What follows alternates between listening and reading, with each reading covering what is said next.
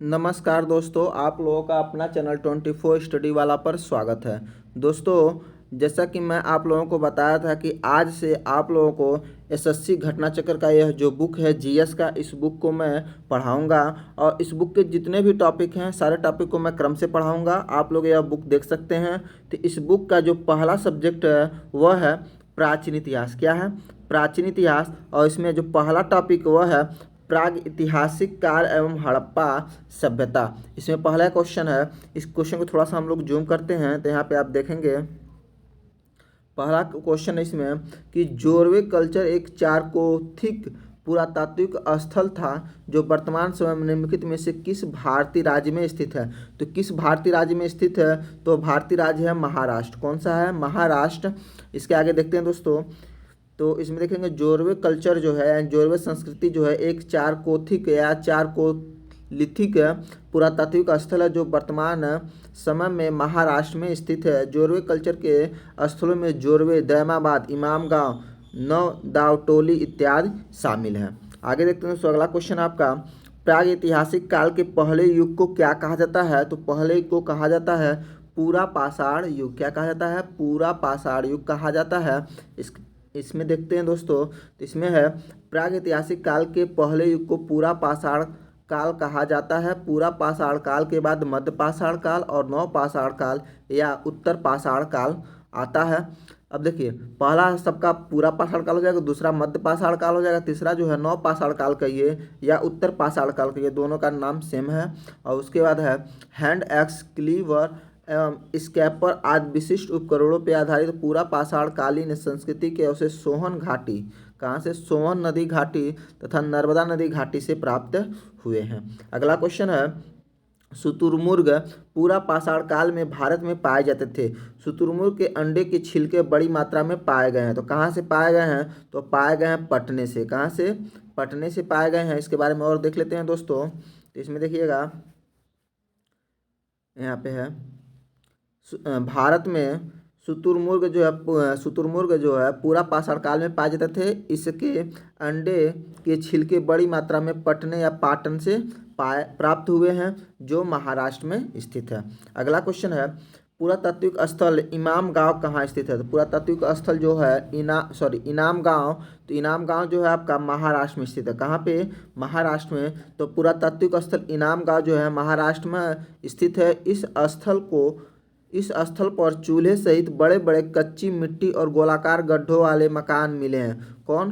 तो बड़े बड़े कच्ची मिट्टी और गोलाकार गड्ढे वाले मकान मिले हैं। आगे है आपका किस काल या युग में पत्थर के औजार सबसे पहले पाए गए थे? तो वह काल था पूरा पाषाण काल। उपकरणों की भिन्नता के आधार पर पूरा पाषाण काल को 3 कालों में विभाजित किया गया है। पहला पूर्व पाषाण काल, कोड उपकरण जो है हस्त, कुठार, खंडक और विदारणी है। मध्य पाषाण काल में देखेंगे तो फलक उपकरण मिले हैं और उच्च पाषाण काल में देखेंगे तो तक्षणी या खुरचनी उपकरण मिले हैं। अतः स्पष्ट है कि प्रश्न पत्थर के औजार से संबंधित प्रश्न पूछा गया है जो सर्वप्रथम पूरा पाषाण काल में ही प्रदर्शित होते हैं। कर्मचारी चयन आयोग ने अपने प्रारंभिक उत्तर प्रश्न में इस प्रश्न का उत्तर जो क्या था? नव पाषाण काल माना था, लेकिन संशोधित उत्तर पत्रक में इस प्रश्न का उत्तर जो है पूरा पाषाण काल माना है, जो कि सत्य है। आगे देखेंगे दोस्तों, इतिहास के आरंभिक काल को निम्नलिखित में से क्या कहा जाता? तो आरंभिक काल को क्या कहा जाता है? तो उस काल को कहा जाता है पूरा पाषाण काल। क्या कहा जाता है? पूरा पाषाण काल कहा जाता है आरंभिक काल को। आगे देखते हैं दोस्तों, जिस काल में कोई भी लिखित साक्ष्य नहीं मिलता है उसे प्रागैतिहासिक काल कहते हैं। कौन सा काल? प्रागैतिहासिक काल। प्रागैतिहासिक काल के अंतर्गत जो है वो क्या क्या आते हैं? तो प्रागैतिहासिक काल के अंतर्गत पाषाणकालीन सभ्यता आती है। क्या आती है? पाषाणकालीन सभ्यता आती है। पाषाणकालीन सभ्यता आती है। उपकरणों के भिन्नता के आधार पर संपूर्ण पाषाण युगीन संस्कृति को 3 मुख्य चरणों में विभाजित किया गया। कितने में? तो 3 मुख्य चरणों में विभाजित किया गया। ये है पूरा पाषाण काल, मध्य पाषाण काल और नव पाषाण काल। आगे देखते हैं दोस्तों, अगला क्वेश्चन है आपका निम्न में से कौन सा स्थल जो है नव पाषाण युग का प्राचीनतम प्रमाण प्रस्तुत करता है? तो नव पाषाण युग का प्राचीनतम प्रमाण कौन प्रस्तुत करता है? तो वह है मेहरगढ़। कौन सा हो जाएगा? मेहरगढ़। इसके बारे में देखते हैं तो मेहरगढ़ जो है ना, यह नवपाषाण युग का प्राचीनतम प्रमाण प्रस्तुत करता है। मेहरगढ़ क्या करता है? नवपाषाण युग का प्राचीनतम प्रमाण प्रस्तुत करता है। मेहरगढ़ और कोल्डिहवा जो है भारतीय उपमहाद्वीप के दो नवपाषाणी ग्राम बस्तियां थी जहां से गेहूं के चावल के स्पष्ट प्रमाण मिले। देखिए ये भी क्वेश्चन बहुत इंपॉर्टेंट है। गेहूं एवं चावल के प्रमाण कहाँ से मिले हैं? तो कोल्डिहवा से मिले हैं और मेहरगढ़ से। ये आप लोग जरूर याद करिएगा, क्वेश्चन पूछा भी जाता है। आगे है अतिरंजन खेड़ा जो है पुरातात्विक स्थल है में स्थित है। तो कहाँ पे स्थित है? तो यह स्थित है आपका उत्तर प्रदेश में। कहाँ पे? उत्तर प्रदेश में आपका अतिरंजन खेड़ा पुरातात्विक स्थल स्थित है। इसके बारे में देख लेते हैं। तो अतिरंजन खेड़ा जो पुरातात्विक स्थल है उत्तर प्रदेश के एटा जिले में स्थित है। कहाँ पे? उत्तर प्रदेश के एटा जिले में स्थित है अतिरंजन खेड़ा। ठीक, आगे है पिकलिहल। क्या है? पिकलिहर और उतनूर महत्वपूर्ण स्थल हैं। तो कहाँ की महत्वपूर्ण मतलब किस समय के महत्वपूर्ण स्थल हैं? तो वह है नवपाषाण काल यानी नियोलिथिक के हैं। कहाँ के? नवपाषाणी या नियोलिथिक कह सकते हैं इसको। अगला है इसमें, इसी में देखते हैं तो वह है पिकलिहल और उतनूर जो है महत्वपूर्ण नवपाषाणीय स्थल हैं। पिकलिहल कर्नाटक में और उतनूर जो है आंध्र प्रदेश में स्थित है। यहाँ पे देखिए दोस्तों, दोनों मीडियम में ज़्यादातर क्वेश्चन क्या है कि हिंदी और इंग्लिश दोनों में दिया गया है, तो आप लोग इंग्लिश मीडियम वाले भी इसको देख सकते हैं। निम्नलिखित में से कौन सा एक नवपाषाण सांस्कृतिक स्थल नहीं है? तो कौन सा नवपाषाण सांस्कृतिक स्थल नहीं है? तो वह है कुंतासी। कौन है? कुंतासी जो है आपका नवपाषाणकालीन सांस्कृतिक स्थल नहीं। देखिए नवपाषाणकालीन सांस्कृतिक स्थल कौन सा नहीं हो जाएगा? तो कुंतासी। इसके अलावा कोल्डिहवा जो अभी ऊपर पढ़ा गया है, मेहरगढ़ और बुरझूम, ये तीनों के तीनों नवपाषाणकालीन सांस्कृतिक स्थल हैं। इसके बारे में और देख लेते हैं। तो कुंतासी जो है पुरातात्विक स्थल सिंधु घाटी सभ्यता से संबंधित है जिसे एक बंदरगाह के रूप में जाना जाता है। यह स्थल भारत के गुजरात राज्य में स्थित है। अन्य तीनों स्थल जो हैं नवपाषाणकालीन स्थल हैं। आगे देखते हैं दोस्तों। आगे है आपका निम्नलिखित में से कौन सी सभ्यता जो है अपने नगर नियोजन के लिए प्रसिद्ध थी? तो कौन सी सभ्यता अपने नगर नियोजन के लिए प्रसिद्ध थी? तो सभ्यता है सिंधु घाटी सभ्यता। कौन सी सभ्यता नगर नियोजन के लिए प्रसिद्ध थी? तो सिंधु घाटी सभ्यता हो जाएगी। आगे इसी में देखते हैं। तो सिंधु घाटी सभ्यता की प्रमुख विशेषता जो है नगर नियोजन को माना जाता है। क्या माना जाता है? नगर नियोजन को माना जाता है। यहाँ नगर और कस्बे एक निश्चित योजना के अनुसार बसाए गए थे। हड़प्पा और मोहनजोदड़ो सिंधु घाटी सभ्यता के दो प्रमुख नगर थे। हड़प्पा नामक पूरा स्थल जो है सर्वप्रथम ज्ञात होने के कारण इसे हड़प्पा सभ्यता के नाम से भी जाना जाता है। आगे है आपका वह मेल कराना है आपको, तो इसको डायरेक्ट हम इसमें देख लेते हैं आंसर में, मेल में। तो यहाँ पे जैसे कि इसमें बताया गया कौन सा स्थान कहाँ से मिला है, जैसे कि उसकी प्रतीक चिन्ह क्या है। तो आप यहाँ पे आप पढ़ेंगे। देखिए यहाँ पे मिलाने से अच्छा है कि इसमें पढ़ लेते हैं पूरी नॉलेज को। इसमें तो यहाँ पे दिया ना, सिंधु सभ्यता के महान स्नानागार का साक्ष्य कहाँ से मिला है? तो मोहनजोदड़ो से। तो स्नानागार अगर रहेगा तो मोहनजोदड़ो से मिल जाएगा। इसकी लंबाई जो उत्तर से दक्षिण की ओर 54.86 मीटर और चौड़ाई जो है पूर्व से पश्चिम की ओर 33 मीटर है। और इसके मध्य में निर्मित स्नान कुंड की लंबाई जो है वह है 11.8 मीटर, चौड़ाई जो है 7 मीटर और गहराई जो है 2.43 मीटर है। हड़प्पा के उत्खनन से एक पुजारी की मूर्ति प्राप्त हुई है। तो हड़प्पा से कौन सा संबंध है? तो हड़प्पा से हो जाएगा पुजारी की मूर्ति हो जाएगी। लोथल जो है सिंधु घाटी सभ्यता का एकमात्र स्थल जहाँ पे पत्तन और बंदरगाह का साक्ष्य मिला है। तो लोथल क्या हो जाएगा? पत्तन और बंदरगाह से संबंधित हो जाएगा, जो नगर की ठीक है पूर्व में स्थित है। राजस्थान के हनुमानगढ़ जिले में घग्गर नदी के किनारे कालीबंगन से जुते हुए खेत के साक्ष्य मिले। तो कालीबंगन से क्या मिले हैं? जुते हुए खेत के साक्ष्य मिले हैं। यहाँ के लोग एक ही खेत में एक साथ दो फसल उगाना जानते थे। आगे है महान स्नानागार कहाँ से मिले हैं? तो महान स्नानागार जो है वह मिला है मोहनजोदड़ो से। कहाँ से? मोहनजोदड़ो से। अभी हम लोग ऊपर देखे हैं। सिंधु घाटी सभ्यता निम्नलिखित स्थानों में कौन सा स्थान जो है सिंधु नदी के किनारे स्थित था? तो वह स्थान है मोहनजोदड़ो। मोहनजोदड़ो जो है यह सिंधु नदी के किनारे स्थित था। इसमें देख लेते हैं। तो देखिए यहाँ पे है मोहनजोदड़ो जो है, मोहनजोदड़ो के धौसांवेश जो है पाकिस्तान के सिंध प्रांत के लरकाना जिले में सिंधु नदी के दाहिने तट पर स्थित है। यहाँ लगभग प्रत्येक घर में निजी कुएं और स्नानागार होते थे और पानी के लिए नालियों की व्यवस्था थी। अनेक घरों में शौचालय भी बने हुए थे। आगे है आपका, वह मोहनजोदड़ो में सबसे बड़ी इमारत कौन सी थी? तो सबसे बड़ी इमारत कौन थी मोहनजोदड़ो में? तो वह था ग्रेट ग्रेनरी, मतलब अनाज अन्नागार जिसे कहते थे हम लोग, वह था। अब इसके बारे में देख लेते हैं। तो देखिए, मोहनजोदड़ो में ग्रेट ग्रेनरी जिसे विशाल अन्नागार कहा जाता था, यह जो था 45.72 मीटर लंबा और 22.86 मीटर चौड़ा था, जो कि वहाँ का सबसे बड़ा भवन था। मोहनजोदड़ो की विशाल स्नानागार की उत्तर से दक्षिण की लंबाई जो थी वह 55 मीटर, पूर्व से पश्चिम की लंबाई 7.33 मीटर थी। आगे है, मोहनजोदड़ो किस नदी के तट पर स्थित है? तो मोहनजोदड़ो की अभी हम लोग जस्ट ऊपर पढ़े हैं, सिंधु नदी के तट पे स्थित है। तो मोहनजोदड़ो जो है पाकिस्तान के लड़काना में सिंधु नदी के तट पर स्थित है। मोहनजोदड़ो की खोज सर्वप्रथम 1922 में रखाल दास बनर्जी ने की थी।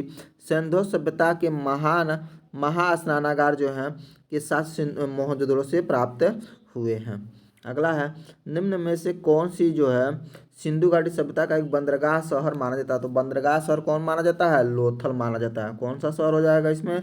लोथल हो जाएगा। हड़प्पी नगर लोथल जो है गुजरात के अहमदाबाद जिले में भोगवा नदी के किनारे स्थित है। लोथल जो है सिंधु घाटी सभ्यता का एकमात्र ऐसा स्थल है जहाँ से पत्तन और बंदरगाह के साक्ष्य मिले हैं, जो नगर के ठीक पूर्व में स्थित है। आगे है, सिंधु घाटी सभ्यता का कौन सा प्राचीन शहर अपने बंदरगाह के लिए फेमस था? तो प्राचीन शहर जो है अपने बंदरगाह के लिए कौन सा फेमस था? तो वह जगह है लोथल। आप लोग यहाँ पे पहले पढ़ भी चुके हैं। आगे देखते हैं दोस्तों। आगे इसमें प्राचीन शहर जो लोथल है अब तक एक पुरातात्विक स्थल के रूप में प्रसिद्ध है। भारत के किस राज्य में स्थित है? तो भारत के किस राज्य में स्थित है? तो लोथल जो है गुजरात राज्य में स्थित है। ठीक है, गुजरात राज्य की भोगवा नदी के किनारे स्थित है लोथल। आगे है, हड़प्पा सभ्यता में खुदाई से टेराकोटा जो है हल मॉडल कहाँ से मिले हैं? तो टेराकोटा हल मॉडल कहाँ से मिला है? तो मिला है वनवाली से। कहाँ से? वनवाली हो जाएगा। तो हड़प्पा सभ्यता में हरियाणा के हिसार जिले में स्थित पुरास्थल वनवाली के खुदाई में टेराकोटा हल मॉडल प्राप्त हुए हैं। वनवाली पुरास्थल की खोज जो है वह है आर.एस. विष्ट ने की थी। किसने की थी? आर.एस. विष्ट ने की थी। आगे है, लोथल नगर किस नदी के उपनदी के किनारे बसा था? तो किस नदी उपनदी के किनारे बसा था? तो साबरमती। किसके? साबरमती हो जाएगा। तो सिंधु सभ्यता से संबंधित लोथल नामक पुरास्थल जो है गुजरात के अहमदाबाद जिले में भोगवा नदी के किनारे स्थित है। यह साबरमती नदी के सहायक है। यहाँ की सर्वाधिक महत्वपूर्ण उपलब्धि जो है यह है हड़प्पा कालीन बंदरगाह है। क्या है? हड़प्पा कालीन बंदरगाह है। आगे देखते हैं, निम्नलिखित में से सिंधु घाटी सभ्यता का एक बंदरगाह कौन सा है? तो सिंधु घाटी सभ्यता का बंदरगाह कौन सा हो जाएगा? तो वह है लोथल। क्या हो जाएगा? लोथल हो जाएगा। आगे है, को सिंधु घाटी सभ्यता की सबसे पुरानी खोज मानी जाती है। तो किसको सबसे पुरानी खोज मानी जाती है? तो भीड़ अराणा को मानी जाती है। किसको? भीड़ अराणा को मानी जाती है सिंधु सभ्यता की सबसे पुरानी खोज। ठीक, इसके बारे में देख लेते हैं। तो यह भीड़ अराणा जो है हरियाणा के फतेहाबाद जिले में स्थित एक गांव है। भारतीय पुरातत्व सर्वेक्षण द्वारा दिसंबर 2014 के शोध से ज्ञात हुआ कि यह सिंधु घाटी सभ्यता का अब तक खोजा गया सबसे प्राचीन स्थल है। सबसे प्राचीन स्थल कौन सा हो जाएगा? तो भीड़ अराणा जो है हरियाणा के फतेहाबाद में स्थित एक गाँव है। ये सबसे पुराना जो है सिंधु घाटी सभ्यता का स्थल है। आगे, सिंधु घाटी सभ्यता में कालीबंगा जो निम्नलिखित में से के लिए प्रसिद्ध है। किसके लिए कालीबंगा जो है प्रसिद्ध है? तो वह है मिट्टी के पात्र के लिए। मिट्टी के पात्र के लिए कालीबंगा फेमस है। इसके बारे में देख लेते हैं। तो कालीबंगा जो है सिंधुकालीन सभ्यता का एक पूरा स्थल है। यह राजस्थान के हनुमानगढ़ जिले में स्थित है। कहाँ पे? राजस्थान के हनुमानगढ़ जिले में स्थित है। कालीबंगा से मिट्टी के पात्र प्राप्त हुए हैं। क्या प्राप्त हुए हैं? मिट्टी के पात्र। आगे देखते हैं दोस्तों, अगला क्वेश्चन है आपका, हड़प्पा सभ्यता के लोगों को वर्तमान राजस्थान वाले क्षेत्र में कौन सी धातु मिली है? तो कौन सी धातु मिली है? तो वह धातु का नाम है कापर। कापर मिला है। इसके बारे में देख लेते हैं। तो हड़प्पा सभ्यता के लोगों को वर्तमान में राजस्थान वाले क्षेत्र से तांबा धातु मिली है।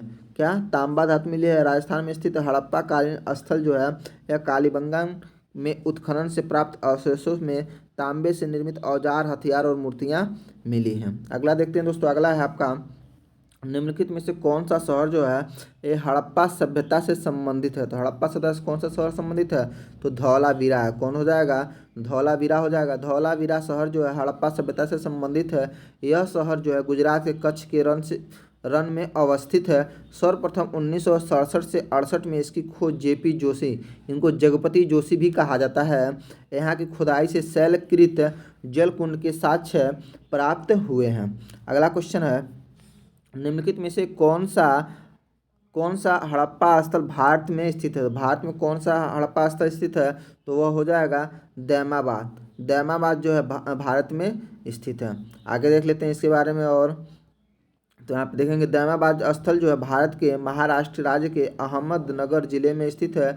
यह हड़प्पा स्थल प्रवरा नदी यानी गोदावरी नदी की सहायक नदी जो है के तट पर स्थित है। यह स्थल बीपी बोपरदीकर द्वारा खोजा गया था। मोहनजोदड़ो जो है हड़प्पा स्थल लड़काना जिला सिंधु प्रांत पाकिस्तान में स्थित है। और गंगेरीवाड़ा हड़प्पा स्थल जो है बहावलपुर जिला पंजाब पाकिस्तान में स्थित है। और जो है सोरतुगई हड़प्पा स्थल जो है यह बदख्शा प्रांत अफगानिस्तान में स्थित है। आगे देखेंगे तो मोहनजोदड़ो का स्थानीय नाम क्या था? तो मोहनजोदड़ो का स्थानीय नाम मृतकों का टीला था। क्या नाम था? मृतकों का टीला। मोहनजोदड़ो जिसका सिंधी भाषा में अर्थ होता है मृतकों का टीला, इसकी खोज सर्वप्रथम 1922 में रखालदास बनर्जी ने की थी। इसके पुरातात्विक महत्व की ओर ध्यान आकर्षित किए थे रखालदास बनर्जी जो थे। इसमें पुरातात्विक महत्व की ओर ध्यान आकर्षित किया गया था इनके द्वारा। आगे है आपका, और इसको क्या कहा जाता है? मोहनजोदड़ो को तो मृतकों का टीला कहा जाता है। बहुत क्वेश्चन पूछे थे, मृतकों का टीला किसे कहा जाता है? तो मोहनजोदड़ो को। आगे निम्नलिखित में से 1990 में धौलागिरी में खुदाई शुरू की थी। किसने की थी? तो ये की थी आर.एस. विष्ट ने। धौलागिरी की खुदाई किसने की थी? तो आर.एस. विष्ट ने। धौलागिरी जो है गुजरात के कच्छ के रण में अवस्थित है। सर्वप्रथम वर्ष 1967-68 में इसकी खोज की गई थी। जेपी जोशी यानी जगपति जोशी ने 1990-91 के दौरान आर.एस. विष्ट के व्यापक पैमाने पर खुदाई और उत्खनन का कार्य प्रारंभ किया। आगे है, निम्नलिखित में से किस स्थान पर हड़प्पा सभ्यता की पहली खगोलीय वेधशाला पाई गई? तो कौन सी पहली खगोलीय वेधशाला पाई गई थी हड़प्पा सभ्यता की? तो वह थी धौलावीरा और गुजरात। धौलावीरा का जो गुजरात क्षेत्र में यह पहली खगोलीय वेधशाला पाई गई थी। आगे देखते हैं दोस्तों, अगला है आपका हड़प्पा सभ्यता की प्रसिद्ध नर्तकी मूर्ति जो है नर्तकी मूर्ति पदार्थ का उपयोग करके बनाई गई थी। तो किस पदार्थ का उपयोग करके बनाई गई थी? ऑप्शन यहाँ पे हम देखते हैं तो वह हो जाएगा इसमें कांसा से। किससे बनाई गई थी? कांसा से। तो हड़प्पा सभ्यता की प्रसिद्ध नर्तकी की मूर्ति जो है वह कांसे से बनाई गई थी। यह मूर्ति मोहनजोदड़ो से प्राप्त हुई जो मूर्तिकला में विशिष्ट उदाहरण है। मूर्तिकला में विशिष्ट उदाहरण किसका है? नर्तकी का। आगे है सिंधु घाटी सभ्यता की डांसिंग गर्ल जिस अभी हम जस्ट ऊपर पढ़े हैं नर्तकी की मूर्ति में ढाली गई थी। किसमें ढाली गई थी? तभी ऊपर इसका आंसर बताया गया था कांसे। किसमें? कांसे। आगे है हड़प्पा सभ्यता के मुख्य स्थलों में कौन सा स्थल जो है पाकिस्तान में स्थित नहीं है? तो कौन सा स्थल जो है पाकिस्तान में स्थित नहीं है? तो वह है आपका सोरतुगई। कौन सा हो जाएगा? सोरतुगई जो है वह पाकिस्तान में स्थित नहीं है। तो हड़प्पा सभ्यता का स्थल जो है सोरतुगई जो है अफगानिस्तान में स्थित है। जबकि कोटदीजी, बालाकोट और चौहंदड़ो जो है पाकिस्तान में स्थित है। कौन कौन? कोटदीजी, बालाकोट और चौहंदड़ो जो है यह पाकिस्तान में स्थित है, लेकिन सोरतुगई जो है यह अफगानिस्तान में स्थित है। अगला क्वेश्चन है, सोरतुगई सिंधु घाटी सभ्यता किस देश में स्थित है? तो वह हो जाएगा अफगानिस्तान। अभी हम लोग जस्ट ऊपर देखे हैं। हड़प्पा सभ्यता निम्नलिखित में से कौन सा स्थल अफगानिस्तान में स्थित है? तो अफगानिस्तान में कौन सा है? तो सोरतुगई है। यह सोरतुगई अभी हम ऊपर देखे ही हैं। तो सोरतुगई जो हड़प्पई स्थल हिंदुकुश पर्वत श्रृंखला के उत्तर में अफगानिस्तान में अवस्थित है, जबकि बालाकोट पाकिस्तान में और कालीबंगन जो है राजस्थान में अवस्थित है। अगला क्वेश्चन है, सिंधु घाटी सभ्यता के लोग किसकी पूजा करते थे? तो किसकी पूजा करते थे? तो पशुपति की पूजा करते थे। किसकी? पशुपति की पूजा करते थे सिंधु सभ्यता के लोग। सिंधु घाटी के लोग जो है पशुपति यानी शिव के पूजा करते थे। इनका प्रमाण मोहनजोदड़ो से प्राप्त एक मोहर है जिसपे योगी की आकृति बनी हुई है। उस योगी के दाईं ओर बाघ और हाथी तथा बाईं ओर गैंडा और भैंसा चित्रित किए गए हैं। योगी के सिर पर एक त्रिशूल जैसा आभूषण है और इसके तीन मुख हैं। मार्शल महोदय ने इसे रुद्र शिव से संबंधित किया है। इसके अतिरिक्त बहुत से प्रस्तर लिंग की आकृतियां प्राप्त हुई जो शिव की पूजा से संबंधित मानी जाती हैं। आगे आपका पुरालेख शास्त्र किसका अध्ययन है? तो पुरालेख शास्त्र जो है वह आपका शिलालेख का अध्ययन है। किसका? शिलालेख का अध्ययन है। आगे है, किसी भी प्राचीन भवन या स्मृति चिन्ह पर अंकित किया हुआ कोई ऐसा लेख जो किसी प्राचीन लिपि में अंकित हो पुरालेख कहलाता है और उसका अध्ययन पुरालेख शास्त्र के रूप में किया जाता है, जिसको एपिग्राफी भी कहा जाता है। एसएससी में क्वेश्चन पूछा जाता है कि पुरालेख जो पुरानी प्राचीन लिपि है उसका अध्ययन किस में किया जाता है, तो वह एपिग्राफी में। क्वेश्चन इंग्लिश का भी आ सकता है।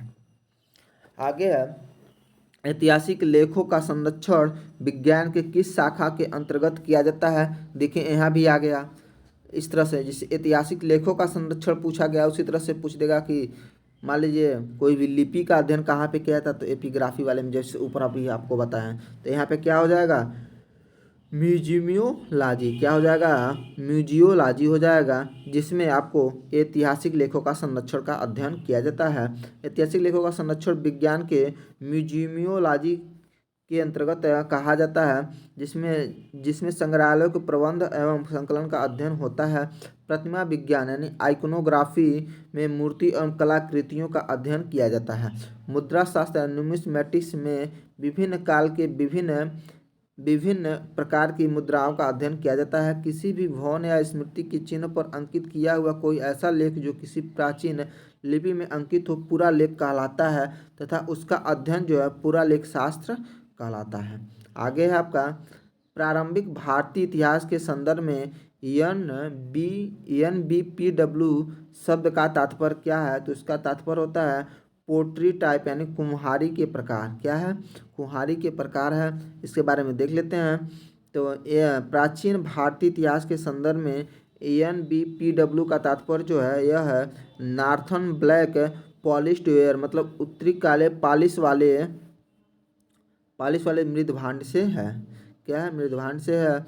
यह एक कठोर चाक निर्मित और चमकदार काली सतह वाले पात्र हैं। इसे बनाने के लिए कुम्हार जो है मिट्टी के बर्तनों को भट्ठी में उच्च ताप पर रखते थे, जिसके परिणाम स्वरूप इन बर्तनों की बाहरी सतह काली हो जाती थी और इन बर्तनों पर काली लेप भी लगाई जाती थी, जो इन बर्तनों को शीशे जैसी चमक प्रदान करता था।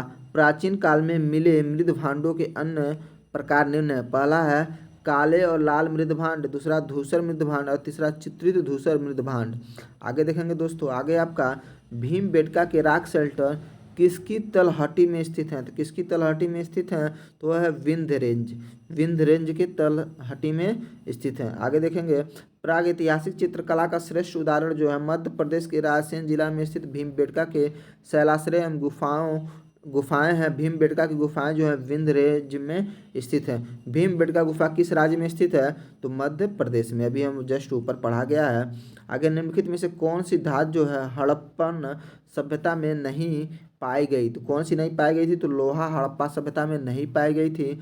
हड़प्पा सभ्यता एक कांस्य युगीन सभ्यता है। कैसी है? कांस्य युगीन सभ्यता है। यहाँ से तांबा, कांसा, स्वर्ण, चांदी आदि धातुएं तो मिली, परंतु लोहे की प्राप्ति नहीं हुई। वस्तुतः हड़प्पाकालीन लोग लोहे से परिचित नहीं थे। भारत में लौह युग का आरंभ उत्तर वैदिक काल यानी 1000 ईस्वी से माना जाता है।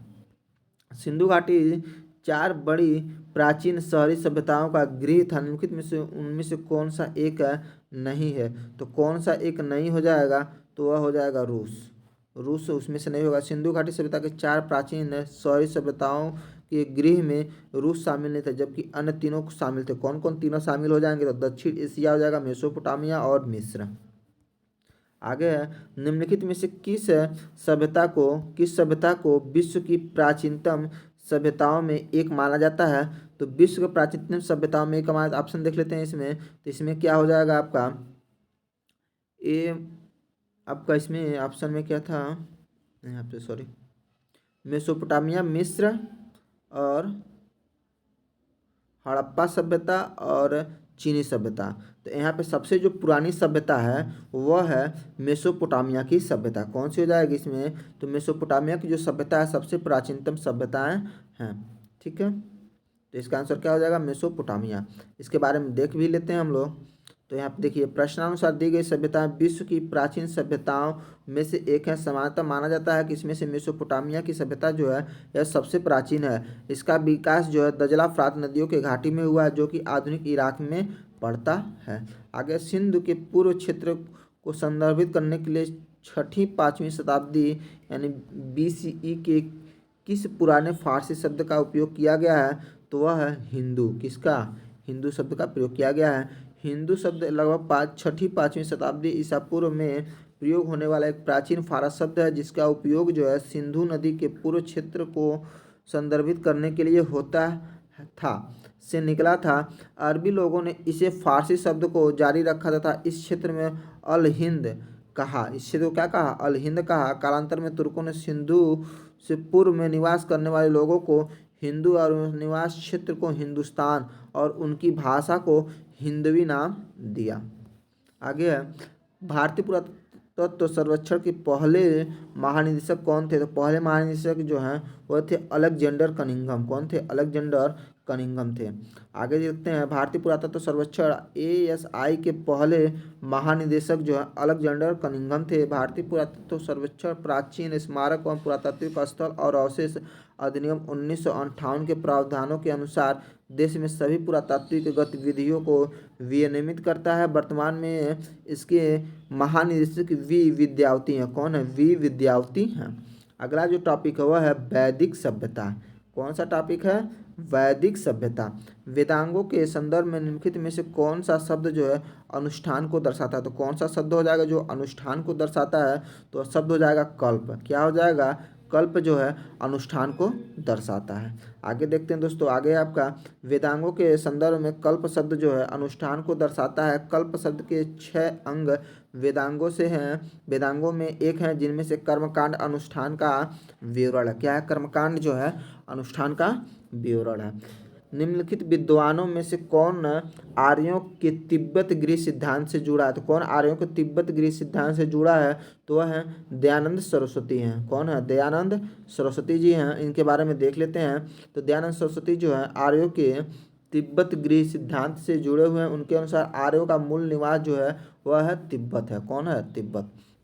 आगे है इसमें देखते हैं पहला, इसमें क्वेश्चन है निम्नलिखित में से किस नदी को वैदिक काल में पुरुषवड़ी के नाम से जाना जाता था? तो कौन सी नदी जो है पुरुषवड़ी के नाम से जाना जाता था? तो वह नदी है रावी नदी। रावी नदी को पुरुषवड़ी के नाम से जाना जाता है। इसके बारे में देख लेते हैं। तो रावी नदी वैदिक काल में पुरुषवड़ी यानी पुरुषवड़ी नदी के नाम से जाना जाता था। 10 राग युद्ध 10 राजाओं के युद्ध पुरुषवड़ी नदी के तट पर लड़ा गया था। किस नदी के तट पर लड़ा गया था? पुरुषवड़ी नदी के, जिसमें राजा सुदास विजयी हुए थे। कौन से राजा थे? तो राजा सुदास जो थे वह विजयी हुए थे पुरुषवड़ी नदी के तट पर जो यह युद्ध हुआ था। इसके बारे में देखेंगे कौन सा धार्मिक अनुष्ठानों से संबंधित रखता है? धार्मिक अनुष्ठानों से कौन सा वेद जो है वह संबंधित रखता है? तो वह वेद है यजुर्वेद। यजुर्वेद में धार्मिक अनुष्ठानों का संबंध बताया गया है। इसके बारे में देखिए धार्मिक अनुष्ठानों यानी यज्ञ से संबंधित विधि विधानों का पता जो है यह यजुर्वेद से चलता है। किस वेद से? यजुर्वेद से चलता है। यजुर्वेद के 2 भाग हैं, शुक्ल यजुर्वेद जो केवल पद में है और कृष्ण यजुर्वेद जो पद और गद दोनों में है। शुक्ल यजुर्वेद की संहिताओं को वाजस्नेही संहिता भी कहा जाता है। कौन सी संहिता? वाजस्नेही संहिता भी कहा जाता है। यजुर्वेद का अंतिम भाग जो है ईशोपनिषद है। क्या है? ईशोपनिषद है, जिसका संबंध जो है याज्ञिक अनुष्ठान न होकर आध्यात्मिक चिंतन से है। किसमें? याज्ञिक अनुष्ठान न होकर आध्यात्मिक चिंतन से है। आगे देखते हैं दोस्तों, ऋग्वेद में 1000 से अधिक स्तुतियां शामिल की गई हैं। उन्हें क्या कहा जाता है? तो उन्हें सूक्त कहा जाता है। क्या कहा जाता है? सूक्त कहा जाता है। आगे देखते हैं दोस्तों, आगे है आपका वह है ऋग्वेद में 1000 से अधिक स्तुतियां शामिल की गई हैं। इसे सूक्त कहा जाता है। सूक्त का अर्थ अच्छी तरह से बोला गया है। ये विभिन्न देवी देवताओं की स्तुति में रचे गए हैं। ऋग्वैदिक काल में 3 देवता बहुत महत्वपूर्ण हैं, इंद्र, अग्नि और सोम। कौन कौन? इंद्र, अग्नि और सोम। ऋग्वेद में कितने मंडलों पुस्तकों में विभाजित किया गया है? तो यह कितने मंडलों में? 10 मंडल में टोटल विभाजित किया गया ऋग्वेद को। इसके बारे में देख लेते हैं। तो ऋग्वेद को 10 मंडलों या पुस्तकों तथा 1028 सूक्तों में विभाजित किया गया है।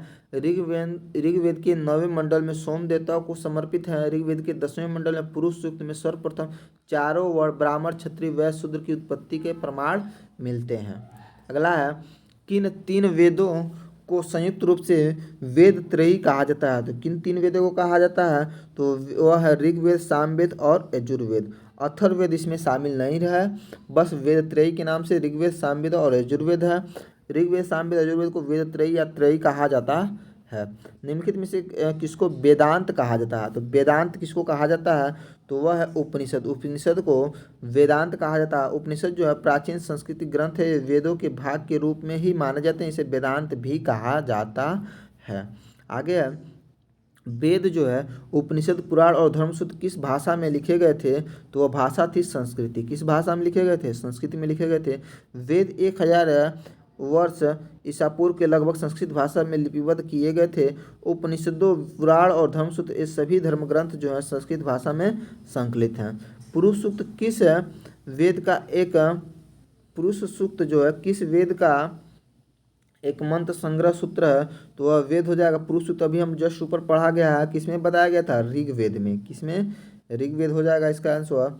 आगे देखते हैं इसमें, तो पुरुष सूक्त जो है ऋग्वेद का एक मंत्र संग्रह सूक्त वर्ण का उल्लेख है। ऋग्वेद के 10वें मंडल में पुरुष सूक्त के सर्वप्रथम शूद्र वर्ण का उल्लेख मिलता है। आगे देखते हैं दोस्तों, आगे आपका उन निम्नलिखित में से कौन सा वेद जो है संगीत से संबंधित है? तो संगीत से संबंधित कौन सा है? तो वेद है सामवेद। सामवेद जो है संगीत से संबंधित है। साम का अर्थ जो है संगीत या गान होता है। सामवेद में यज्ञों के अवसर पर गाए जाने वाले मंत्रों का संग्रह है। जो व्यक्ति इन मंत्रों को गाता था उसे उद्गाता कहा जाता। क्या कहा जाता? उसे उद्गाता कहा जाता, जो इस मंत्रों को गाता था। आगे देखिए, इसमें भी गाता है, उद्गाता मतलब गा रहा है, उद्गाता ऐसे रिलेट करके पढ़ याद कर लीजिएगा। निम्नलिखित में से कौन सा वेद जो है सबसे पुराना? तो सबसे पुराना वेद तो ऋग्वेद होता है, आप सबको पता ही होगा। भारतीय साहित्य में 4 वेद हैं, जिससे ऋग्वेद, सामवेद, यजुर्वेद और अथर्ववेद। इसमें ऋग्वेद जो है ये सबसे पुराना है। आगे है, उपनिषद क्या है? तो उपनिषद क्या है आपको बताना। तो उपनिषद हो जाएगा आपका, ये हिंदू दर्शन के स्रोत हैं। ये उपनिषद हैं, क्या है? हिंदू दर्शन के स्रोत हो जाएंगे। तो उपनिषद जो है दर्शन पे आधारित पुस्तकें हैं। भारतीय दर्शन का मुख्य आधार जो है वैदिक साहित्य का अंतिम वर्ग उपनिषद है। इन्हें वेदांत भी कहा जाता है। अभी क्वेश्चन ऊपर पूछा भी गया था, किसे वेदांत कहते हैं? तो उपनिषद को वेदांत कहा जाता है। उपनिषद का अर्थ जो है वह शिष्य द्वारा ज्ञान प्राप्ति हेतु गुरु के समीप बैठना है। क्या इसका अर्थ होता है? तो शिष्य के द्वारा ज्ञान प्राप्ति हेतु गुरु के समीप बैठना ही उपनिषद का अर्थ होता है। अगला क्वेश्चन है, वैदिक ऋचाओं के मुख्य संग्रह को कहा जाता है। तो संग्रह को क्या कहा जाता है? संहिता कहा जाता है। क्या कहा जाता है? संहिता। वेदों के काव्यात्मक वैदिक रचनाएं हिस्से में संहिता कहा जाता है। संहिता का अर्थ जो होता है वेदों में गेय पदों से है, और गेय मतलब गाने वाले पदों से हैं। वैदिक ऋचाएं जो हैं, वैदिक ऋचाओं, प्रार्थनाओं, स्तुतियों, मंत्र, तंत्र तथा यज्ञ संबंधी सूत्रों के संग्रह हैं। वेदों का संकलनकर्ता महर्षि कृष्णद्वैपायन वेद व्यास को माना जाता है। वेदों का एक नाम श्रुति से भी है, क्योंकि संकलित किए जाने से पूर्व यह गुरु शिष्य परंपरा में सुनाए या कंठस्थ कराए जाते थे। आगे देखेंगे, राज्याभिषेक समारोह का विवरण जो निम्नलिखित में से किसमें किया गया है? तो किसमें किया गया है? तो ऐतरेय ब्राह्मण में किया गया है राज्याभिषेक समारोह का विवरण। ऐतरेय ब्राह्मण ऋग्वेद का ब्राह्मण ग्रंथ है। ऐतरेय ब्राह्मण में राज्याभिषेक समारोह का विवरण प्राप्त होता है। 1800 से 500 ईसा पूर्व की ऋग्वेद की 30 पांडुलिपियों को किस वर्ष यूनेस्को के विश्व स्मृति रजिस्टर में सम्मिलित किया गया? तो किस वर्ष किया गया है? तो 2007 में सम्मिलित किया गया है। 1800 से 500 ईसा पूर्व की ऋग्वेद की 30 पांडुलिपियों को 2007 में यूनेस्को के विश्व स्मृति रजिस्टर में सम्मिलित किया गया था। ये पांडुलिपियाँ पुणे के भंडारकर ओरिएंटल रिसर्च इंस्टीट्यूट में संरक्षित हैं। अगला है, प्राचीन भारत में लोगों को कितने वर्णों में विभाजित किया गया था? तो कितने वर्णों में? 4 वर्णों में विभाजित किया गया था। प्राचीन ग्रंथों में परंपरागत 4 वर्णों ब्राह्मण, क्षत्रिय, वैश्य तथा शूद्र का उल्लेख मिलता है। साथ ही इसके कर्तव्यों का विस्तार पूर्वक उल्लेख भी मिलता है।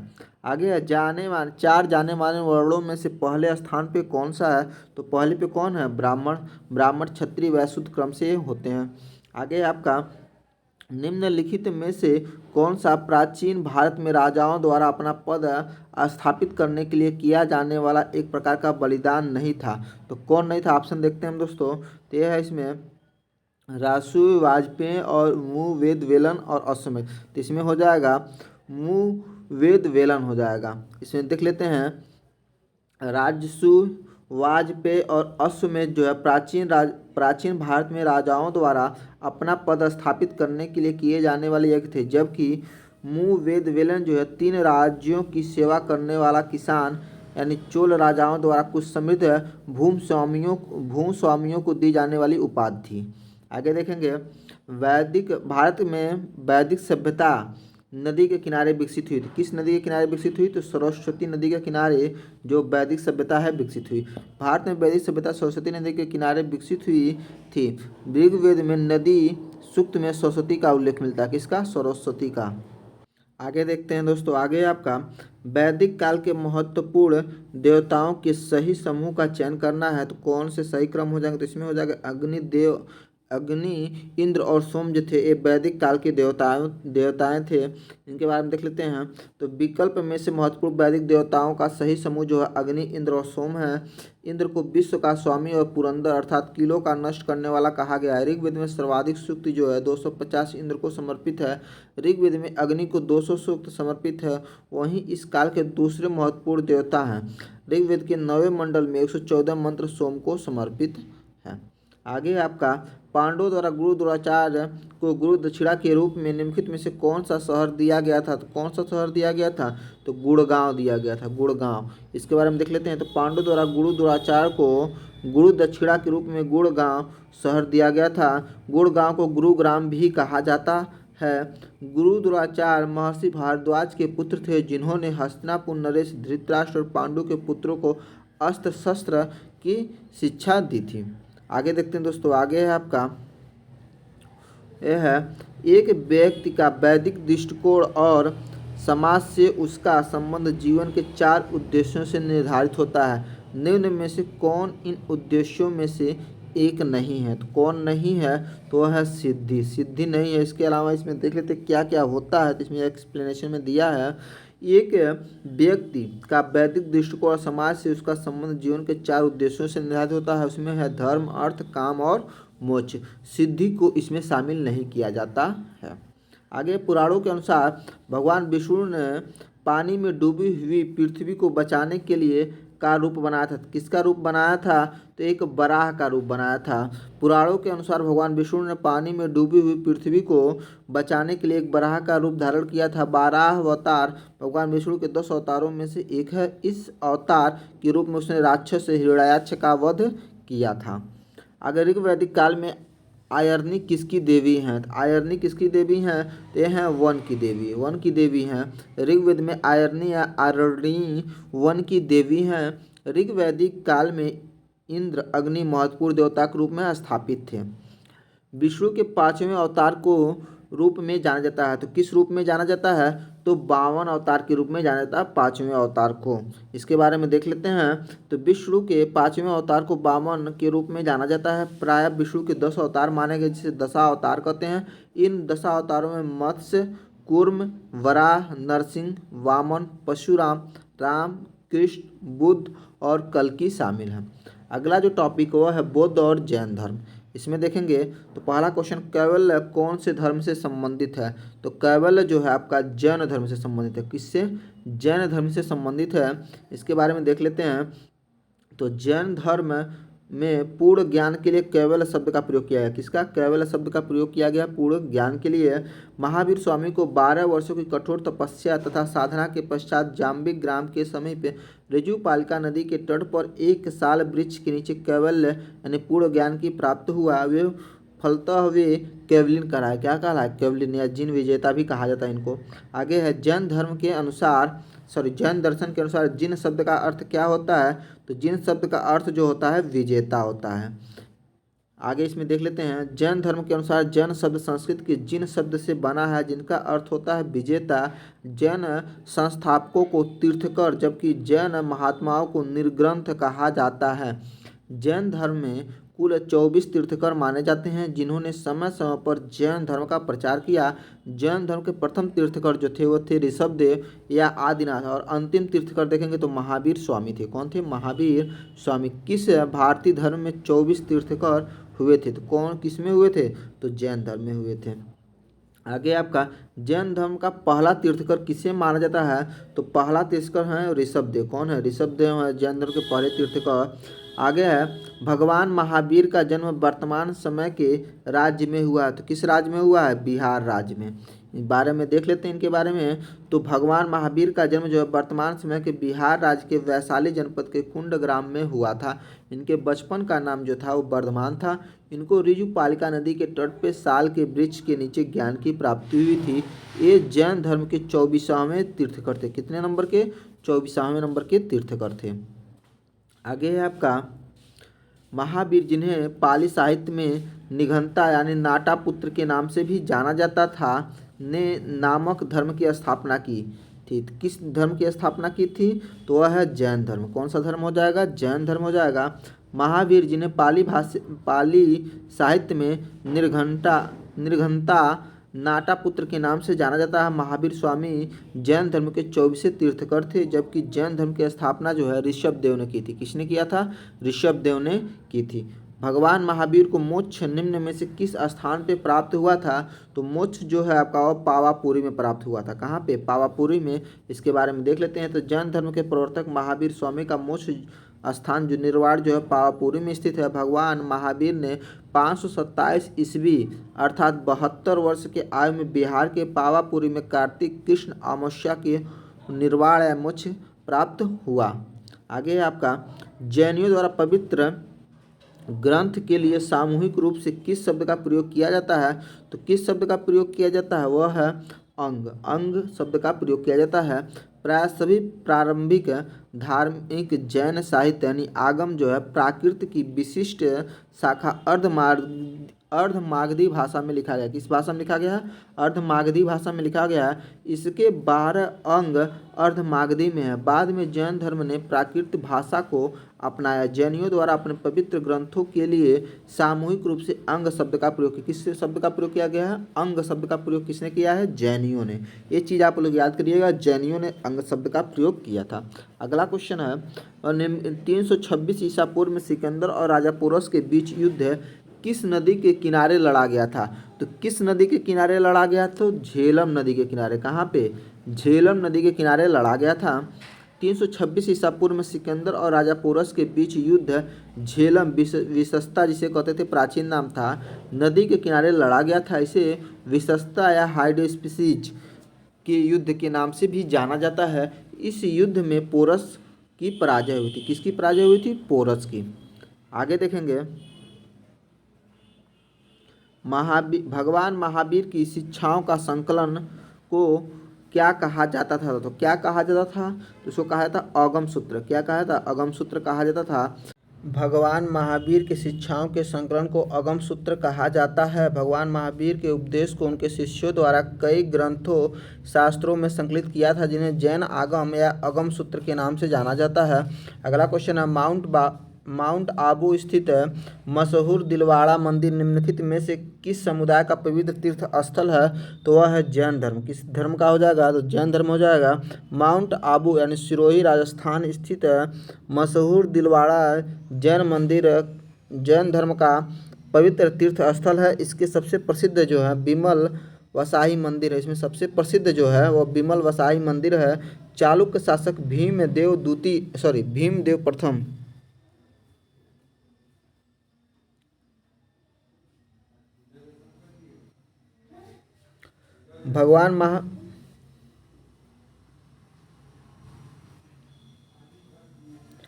भगवान महावीर की शिक्षाओं के संकलन को अगम सूत्र कहा जाता है। भगवान महावीर के उपदेश को उनके शिष्यों द्वारा कई ग्रंथों में संकलित किया गया था, जिन्हें जैन आगम या अगम सूत्र के नाम से जाना जाता है। अगला है माउंट आबू स्थित मशहूर दिलवाड़ा मंदिर निम्नलिखित में से किस समुदाय का पवित्र तीर्थ स्थल है? तो वह हो जाएगा जैन धर्म। कौन सा हो जाएगा? जैन का हो जाएगा। माउंट आबू यानी सिरोही राजस्थान स्थित मशहूर दिलवाड़ा मंदिर जो है जैन धर्म का पवित्र तीर्थ स्थल है। इसमें सबसे प्रसिद्ध जो है ये बिमल वासाही मंदिर है। चालुक्य शासक भीमदेव प्रथम 1022 से लेकर 1064 ईस्वी के सामंत बिमल शाह ने इसे बनवाया था। आबू के दिलवाड़ा जैन मंदिर संगमरमर के बने। किसके बने हैं? संगमरमर के। दिलवाड़ा के चालुक्य मंदिर जो है जैन मंदिर कहाँ स्थित है? तो यह स्थित है राजस्थान में। कहाँ पे हो जाएगा? राजस्थान में हो जाएगा। आगे देखेंगे, भारत के किस भाग में जैन धर्म के दिलवाड़ा मंदिर स्थित है? तो किस भाग में स्थित है? तो वह है माउंट आबू में। कहाँ पे हो जाएगा? माउंट आबू हो जाएगा। प्राचीन काल में बौद्ध काल के दौरान कपिलवस्तु के शासक कौन थे? तो कपिलवस्तु के शासक कौन हो जाएंगे? तो शाक्य हो जाएंगे। कौन हो जाएंगे? शाक्य हो जाएंगे। इसमें देख लेते हैं आगे। तो प्राचीन काल में बौद्ध काल के दौरान कपिलवस्तु के शासक जो थे वो शाक्य थे। बौद्ध धर्म के प्रवर्तक महात्मा बुद्ध का जन्म जो है नेपाल के तराई में स्थित कपिलवस्तु के लुम्बिनी ग्राम में शाक्य क्षत्रिय कुल में 563 ईसा पूर्व में वैशाख पूर्णिमा को हुआ था। कब हुआ था? वैशाख पूर्णिमा को हुआ था। गौतम बुद्ध का वास्तविक नाम क्या है? तो गौतम बुद्ध का वास्तविक नाम जो है सिद्धार्थ है। क्या नाम है? सिद्धार्थ हो जाएगा। गौतम बुद्ध का जन्म जो है कपिलवस्तु के निकट लुम्बिनी नामक वन में 563 ईसा पूर्व में हुआ था। इनके पिता जो है शुद्धोधन शाक्यगढ़ के प्रधान थे तथा माता जो है माया देवी कोलीय गणराज कोकिल वंश की कन्या थी। गौतम बुद्ध बचपन में सिद्धार्थ के नाम से जाने जाते थे। वह 29 वर्ष की अवस्था में उन्होंने गृह त्याग दिया था, जिसे बौद्ध ग्रंथों में महाभिनिष्क्रमण कहा जाता है। क्या कहा था? महाभिनिष्क्रमण कहा जाता है, जब वो घर को त्यागे थे। आगे, बुद्ध का जन्म में हुआ था। तो कब हुआ था बुद्ध का जन्म? तो लुम्बिनी में हुआ था। तो लुम्बिनी में हुआ था बुद्ध का जन्म। अभी हम लोग ऊपर देखे ही हैं। आगे है, गौतम बुद्ध का जन्म स्थल एक वन था जिसे के नाम से जाना था। किस नाम से जाना जाता? तो लुम्बिनी के नाम से जाना जाता है। आगे है, गौतम बुद्ध का जन्म कहाँ हुआ था? तो लुम्बिनी में हुआ था। आगे देखते हैं दोस्तों। आगे आपका कि पालक जो है माता प्रजापति गौतमी ऐसी पहली महिला थी जिन्हें भिक्षुणी के रूप में चुना गया था। तो ये हो जाएंगे बुद्ध की पालक माता जो थी वही प्रजापति गौतमी। इन्हीं को प्रथम बौद्ध भिक्षुणी के रूप में चुना गया था। आगे देखेंगे, महात्मा बुद्ध की पालक माता महाप्रजापति गौतमी ऐसी महिला थी जिन्हें भुखनी यानी भिक्षुणी के रूप में चुना गया था।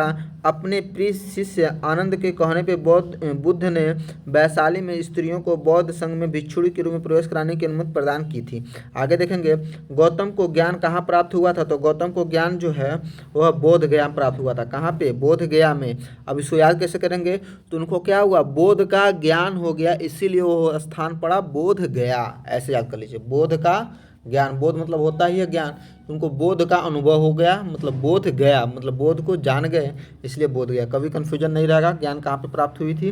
बोध गया जो है 6 वर्षों की कठिन साधना के पश्चात 35 वर्ष की अवस्था में वैशाख पूर्णिमा की रात्रि को एक पीपल वृक्ष के नीचे गौतम को ज्ञान प्राप्त हुआ। गौतम ज्ञान प्राप्ति के बाद वे बुद्ध कहलाए। क्या कहलाए? बुद्ध कहलाए। आगे है आपका महायान संबंधित है। तो महायान जो है बौद्ध धर्म से संबंधित है। किससे है? महायान बौद्ध धर्म से। महायान का संबंध बौद्ध धर्म से। चौथी बौद्ध संगति जब हुई थी उसके पश्चात बौद्ध धर्म जो है 2 शाखाओं में बढ़ गया था। ये 2 शाखाएं महायान और हीनयान थे। कौन कौन? महायान और हीनयान।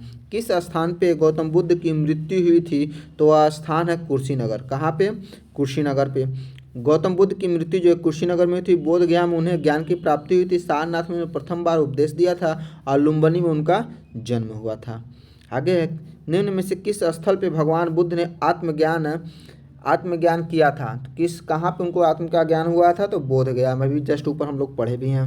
आगे है आपका, बोध गया में 6 वर्ष की साधना के पश्चात 35 वर्ष की आयु में महात्मा बुद्ध को वैशाख पूर्णिमा की रात को एक पीपल वृक्ष के नीचे आत्मज्ञान प्राप्त हुआ। निम्नलिखित में से किस स्थल पर भगवान बुद्ध को 4 महान सत्य पर अपना प्रथम उपदेश दिया था? तो कहाँ पे उपदेश दिए थे प्रथम? तो सारनाथ में। कहाँ पे? सारनाथ में। ज्ञान प्राप्ति के पश्चात भगवान बुद्ध ने सारनाथ यानी ऋषिपत्तन में 4 महान सत्य पे अपना प्रथम उपदेश दिया था।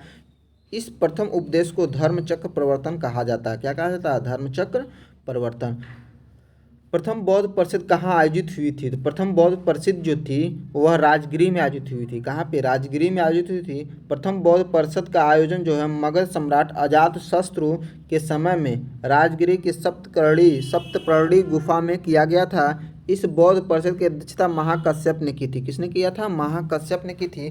द्वितीय बौद्ध संगति का आयोजन जो है कालाशोक के शासन में बुद्ध की मृत्यु के 100 वर्ष बाद वैशाली में किया गया था और इसकी अध्यक्षता जो थे ये थे सुबुकामी ने की थी। तृतीय बौद्ध संगति मौर्य शासक अशोक के शासनकाल में पाटलिपुत्र में हुई थी।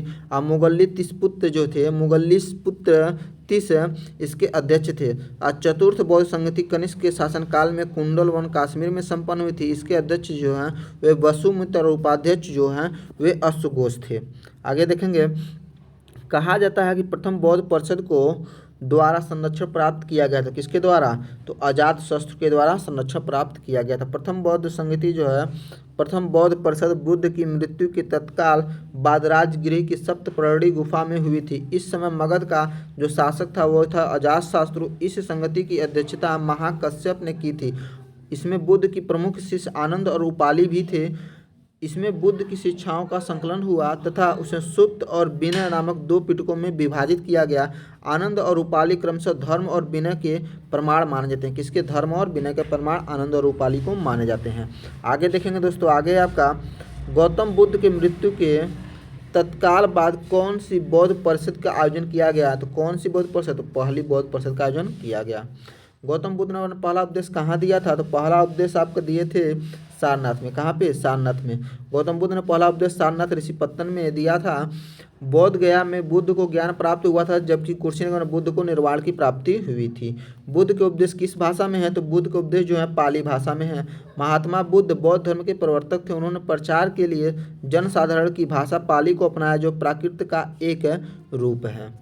आगे, किस धर्म के भिक्षुओं के लिए चैत्य और विहारों का निर्माण किया गया था? तो वह धर्म है बौद्ध धर्म। बौद्ध धर्म के भिक्षुओं के लिए चैत्य और विहारों का निर्माण किया गया था। बौद्ध धर्म के भिक्षुओं के लिए चैत्य और विहारों का निर्माण किया गया था। चैत्य का शाब्दिक अर्थ होता है चिता संबंधित। क्या? चिता संबंधित। असह दाह के पश्चात बचे हुए अवशेषों को भूमि में गाड़कर उसके ऊपर जो समाधियां बनाए गए उन्हीं को प्रारंभ में चैत्य या स्तूप कहा जा गया। चैत्य गृहों के समीप ही भिक्षुओं को रहने के लिए आवास बनाया गया, जिसे विहार कहा गया। क्या कहा गया? विहार। आगे देखेंगे, हीनयान स्कूल का सबसे महत्वपूर्ण काम कौन सा था? कौन सा है? तो उसका महत्वपूर्ण काम जो है महावस्तु है। क्या है? महावस्तु है। महावस्तु संस्कृत में लिखित बौद्ध ग्रंथ है, जिसमें बुद्ध के जीवन से संबंधित घटनाओं का विवरण मिलता है। इसमें हीन आनियों का एक महत्वपूर्ण ग्रंथ है। आगे देखेंगे, त्रिपिटक की पवित्र पुस्तक है। तो त्रिपिटक किसकी प्रसिद्ध पवित्र पुस्तक है? तो वह हो जाएगी बौद्ध धर्म की। किसकी? बौद्ध धर्म की प्रसिद्ध पुस्तक हो जाएगी।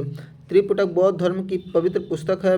बुद्ध की मृत्यु के बाद उनकी शिक्षाओं को संकलन कर 3 भागों में बांटा गया था। इन्हीं को त्रिपिटक कहा जाता है। ये है विनय पिटक, जिसमें क्या था? संघ संबंधी नियम और आचार की शिक्षाएं थी। सूत पिटक में धार्मिक सिद्धांत थे और अभिधम्म पिटक जो थे वह था दार्शनिक सिद्धांत था। ठीक है, तो ये थे सूत पिटक, विनय पिटक, सूत पिटक और अभिधम्म पिटक। ठीक, आगे देखते हैं, प्राचीन बौद्ध ग्रंथ में किस भाषा में लिखे गए थे? तो प्राचीन बौद्ध ग्रंथ किस भाषा में लिखे गए थे? तो पाली में लिखे गए थे। किस भाषा में? पाली। प्राचीन बौद्ध ग्रंथ जो है पाली भाषा में लिखे गए थे। बौद्ध साहित्य को मुख्यतः बौद्ध धर्म के प्रवर्तक भगवान बुद्ध के उपदेशों का संग्रह है। के लिए बनाए गए नियमों को विनय पिटक नाम के पुस्तक में लिखा गया। तो किसके द्वारा? तो बौद्ध संघ के बनाए गए नियमों को विनय पिटक नामक पुस्तक में लिखा गया। आगे, बौद्ध संघ के लिए बनाए गए नियमों को विनय पिटक नाम पुस्तक में संकलित किया गया, जबकि सूत पिटक जो है धार्मिक सिद्धांत और अभिधम्म पिटक जो है दार्शनिक सिद्धांत और बौद्ध ग्रंथों में महत्वपूर्ण है। आगे, निम्नलिखित में से कौन सा जो बौद्ध स्थल है उत्तर प्रदेश में स्थित है? तो उत्तर प्रदेश में कौन सा बौद्ध स्थल स्थित है? वह है सारनाथ। सारनाथ बौद्ध स्थल जो उत्तर प्रदेश में स्थित है। सारनाथ में बुद्ध ने 5 ब्राह्मण सन्यासियों को पहला उपदेश दिया था। इसी प्रथम उपदेश को धर्मचक्र प्रवर्तन कहा जाता है। गौतम बुद्ध के उपदेश मुख्य रूप से पाए जाते हैं। तो मुख्य रूप से किसमें पाए जाते हैं? तो ऑप्शन आपका विनय पिटक, अभिधम्म पिटक, तीसराना और सुक्त पिटक। तो इसमें क्या हो जाएगा? सुक्त पिटक। इसको हम ऊपर देख भी चुके हैं। तो जो भी इसके बौद्ध धर्म के जो भी उपदेश थे इसमें किसमें है, सूत पिटक में है। तो गौतम बुद्ध के उपदेश जो है मुख्य रूप से सूत पिटक में पाए जाते हैं। विनय पिटक में जो है बौद्ध मतावलंबियों की व्यवस्था के लिए नियम बनाए गए हैं। जो भी बौद्ध भिक्षु हैं कैसे रहेंगे, क्या करेंगे, ये सारी चीज़ें किसमें है, विनय पिटक में। और अभिधम्म पिटक में जो है बौद्ध दर्शन का विधान है। क्या है, बौद्ध दर्शन है। अब विनय पिटक और सूत पिटक तथा अभिधम्म पिटक को त्रिपिटक भी कहा जाता है। अगर निम्नलिखित में से बौद्ध धर्म की पवित्र पुस्तक कौन सी है, तो बौद्ध धर्म की पवित्र पुस्तक कौन सी हो जाएगी, त्रिपिटक हो जाएगी। क्या हो जाएगी, त्रिपिटक हो जाएगी। आगे देखेंगे, आगे बौद्ध धर्म की पवित्र पुस्तक त्रिपिटक है। बौद्ध की मृत्यु के बाद, बुद्ध की मृत्यु के बाद शिक्षाओं को संकलित कर 3 भागों में बांटा गया था। इसे त्रिपिटक कहा जाता है। इसमें विनय पिटक जो है संघ संबंधी नियमों और आचार की शिक्षाओं हैं। सूत पिटक में धार्मिक सिद्धांत है। और अभिधम्म पिटक में क्या है कि दार्शनिक सिद्धांत है। इनका दर्शन क्या क्या चीज़ें हैं, तो दार्शनिक सिद्धांत किसमें है, अभिधम्म पिटक में है। धार्मिक ग्रंथ त्रिपिटक किस धर्म से संबंधित है, तो वह है बौद्ध धर्म। कौन सा धर्म हो जाएगा, बौद्ध धर्म हो जाएगा। 5वीं शताब्दी ईसा पूर्व में लिखा गया पाली कैनन किस धर्म का मूल ग्रंथ है, तो वो हो जाएगा बौद्ध धर्म। बौद्ध धर्म जो है बौद्ध धर्म से संबंधित हो जाएगा पाली कैनन। आगे देखेंगे, 5वीं शताब्दी ईसा पूर्व में लिखा गया पाली कैनन जो है बौद्ध धर्म का मूल ग्रंथ है। यह थेरवाद बौद्ध परंपरा में शास्त्रों का मानक संग्रह है। नालंदा किस धर्म का प्राचीन शिक्षण संस्थान है, तो किस धर्म का हो जाएगा, तो बौद्ध का हो जाएगा। बौद्ध का हो जाएगा नालंदा जो है प्राचीन शिक्षण संस्थान। नालंदा बौद्ध धर्म का प्राचीन शिक्षण संस्थान था। नालंदा वर्तमान में बिहार राज्य में अवस्थित है।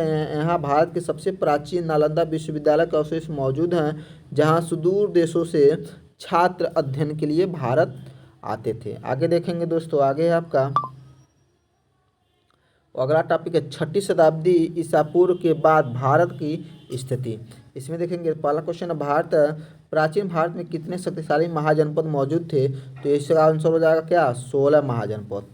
ठीक है, कितने महाजनपद हो जाएंगे, 16। प्राचीन भारत में 6ठी शताब्दी ईसा पूर्व से 16 महाजनपद मौजूद थे।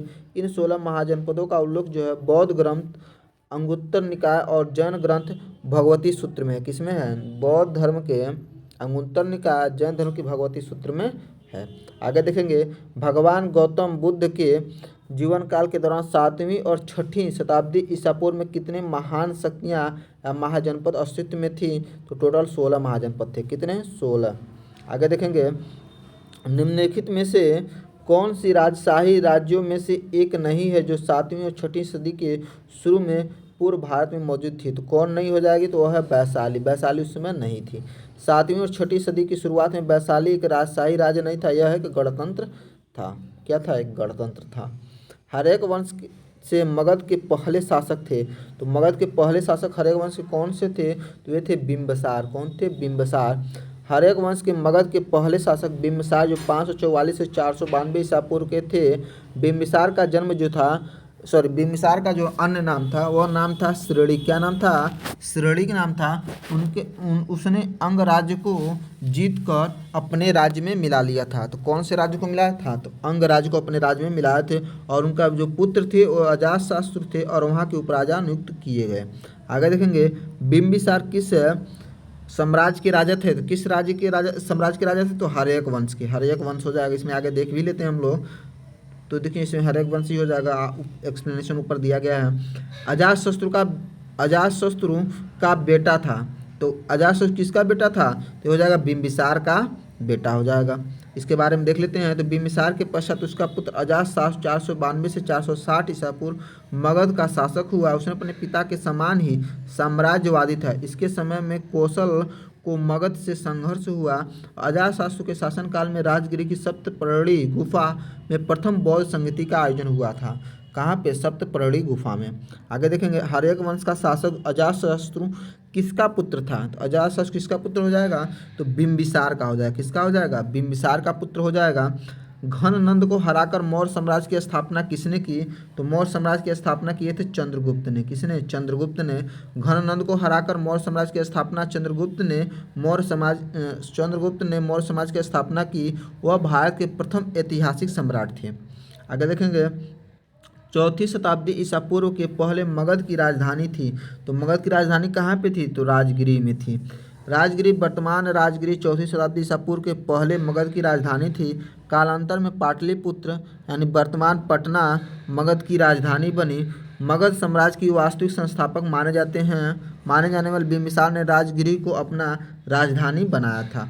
अगला क्वेश्चन देखते हैं। अगला क्वेश्चन है आपका, इसमें क्वेश्चन है 4वीं शताब्दी ईसा पूर्व में मगध की राजधानी को स्थानांतरित किया गया था। तो कहाँ पे किया गया था? तो पाटलिपुत्र में किया गया था। इसके ऑप्शन भी हम देख लेंगे। तो यहाँ पे क्या हो जाएगा, देखिए पाटलिपुत्र, अभी आपको बताया भी है पाटलिपुत्र में स्थानांतरित किया गया था। इसके बारे में आगे देखते हैं। अगला क्वेश्चन, निम्नलिखित में से कौन सा प्राचीन भारत का पहला साम्राज्य था जिसमें युद्ध के लिए बड़े पैमाने पर हाथियों का उपयोग किया गया था? तो कौन सा हो जाएगा? तो मगध हो जाएगा, मगध साम्राज्य। आगे देखिए, मगध जो है प्राचीन भारत का एक साम्राज्य है जिसे युद्ध के लिए बड़े बड़े हाथियों का बड़े पैमाने पे हाथियों का प्रयोग किया गया था। भारतीय हाथियों को युद्ध में अपराजय माना जाता था।